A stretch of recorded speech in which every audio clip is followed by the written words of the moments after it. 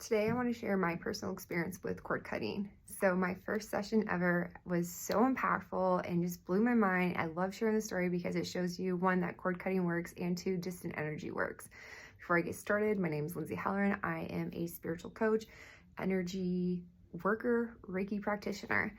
And so the year was 2022. Let me set the setting for you. I am extremely stressed out in my life. I was laid off from corporate America after working for a company for 7 years.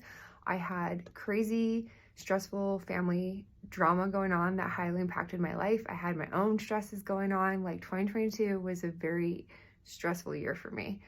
And so I had a friend recommend Brian, shout out to Brian, to schedule a cord cutting session with him. He lives down in LA and I live in the North Pole. So this is my first ever distance session. Even though I was a distant Reiki practitioner at the time, I knew it worked, but I've never really experienced it before. So for all of those who don't know what a cord cutting is, it's when an energy worker like myself or Brian, we come in and we cut energetic cords. That's what we call them, the cords, attachments that we have with other people, other entities, other memories, other projects, timelines, whatever. And so when you have these cords and attachments to other people, they're sucking your energy. That's why when you hang out with someone afterwards, do you feel drained afterwards?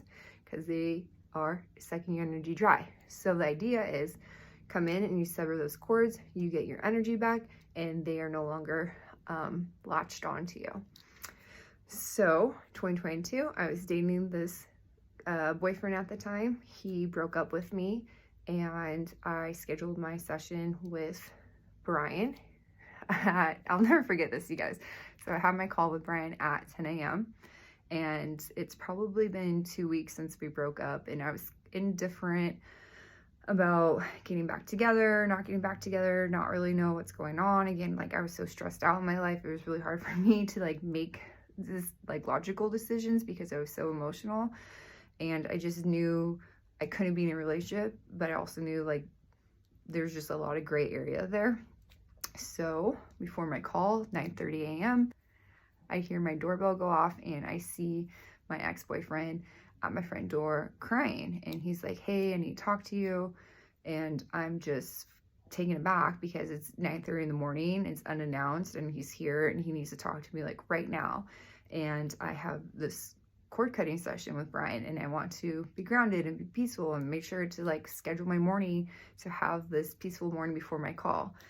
So we talk and he proceeds to cry and tell me he's sorry, and made sure to mention that he was being heroic because he actually got his license taken away from a DUI. So he broke all these laws to come over to tell me how he feels. And I just remember feeling super overwhelmed. What is going on? I'm not a morning person, if you know me. It was a lot to take in. And again, I was just super excited for this cord cutting. So this was just kind of an inconvenience. And I came off probably a little cold-hearted, but it was just a lot. So he leaves. I have my call with Brian at 10. And FYI, Brian and I do our cord cutting sessions differently. He did teach me how to do it though. So I just want to say that. So those who've had a session with me, I know you'll see the difference with Brian's technique. So Brian calls me at 10 and the first thing he says is "Hey, one of the main people that were attached to you, or that was attached to you, was an ex-boyfriend." And he warned me. He said, "Don't be surprised if this boyfriend, he seems like he's a narcissist, is going to come and reach out for your energy because his light source was cut." And I was like, "Brian, what do you mean? You already cut the cords?" And he's like, "Yeah, I always cut cords before my call with you. So that's what's different from my sessions."